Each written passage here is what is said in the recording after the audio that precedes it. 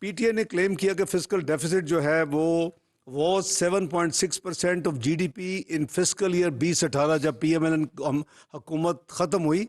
This is totally wrong, factually incorrect. When government left that year, the fiscal deficit closed at 5.8%. It's a huge difference of 1.8%. Second, जो उन्होंने claim किया कि fiscal deficit was reduced to 5.5% of GDP by increasing taxes from 3.7 trillion to 5.5 trillion in a single year. हालांकि ये उनका कल का claim था.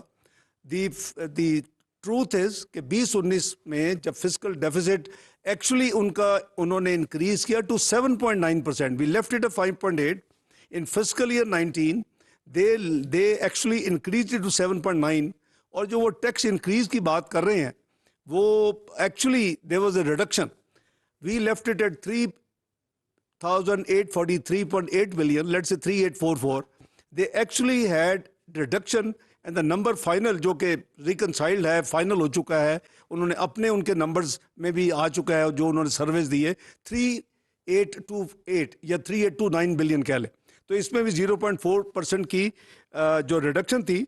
ये अलहदा बात है कि आई एम श्योर आपने वो स्क्रीन शॉट्स सेव की होंगी कि क्लेम ये था कि अगर आप हमें इलेक्शन लेके जितवा दें तो हम 1 साल में हम इसको डबल करेंगे.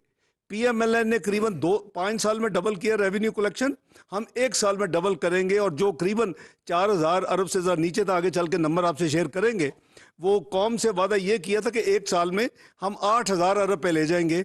वो दैट वादा कभी वफा नहीं हुआ, बल्कि जाते जाते 42 महीने में भी वहाँ नहीं पहुँच सके. तो विल कंपेयर द नंबर्स आगे चल के. Next please.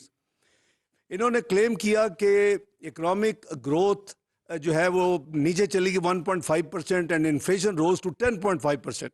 Again misleading statements by PTI.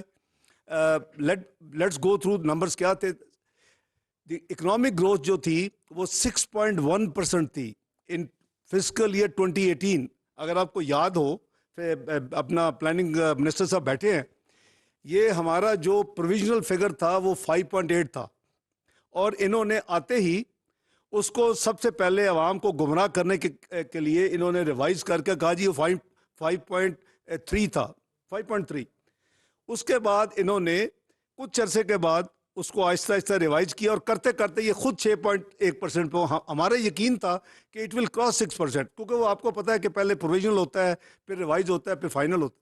तो वो नंबर जो था हमारा 6.1 अब इन्होंने अपने हाथों से किया अगले 2 सालों में, लेकिन इनिशियली कौम को मिसलीड करने के लिए उसमें नंबर गलत दिया.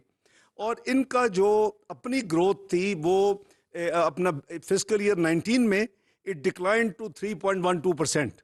और उसके बाद आपको पता है कि सेकेंड ईयर में तो इट वाज नेगेटिव. और ओवरऑल जो इन्फ्लेशन की ये बात कर रहे हैं वो हमारी जो थी वो 4.7 थी in fiscal year 2018. That's where PMLN handed over the government. और ये इंक्रीज होके ये 6.8% पे गई फिस्कल ईयर 2019 में. और अगर ओल्ड बेस, अगर आपको याद हो, इन्होंने एक अकाउंटिंग को रीबेस किया था, अकाउंट्स रीबेस किए थे, नेशनल अकाउंट्स. उसकी वजह से ये 7.3 होनी चाहिए थी अगर पुराने नंबर्स होते, तो इन्होंने रीबेस करके वो 6.8 पे लेके चले. लेकिन इन आइदर केस कोई परफॉर्मेंस नहीं है उसमें, यानी तबाही की और नेगेटिव उनकी परफॉर्मेंस थी.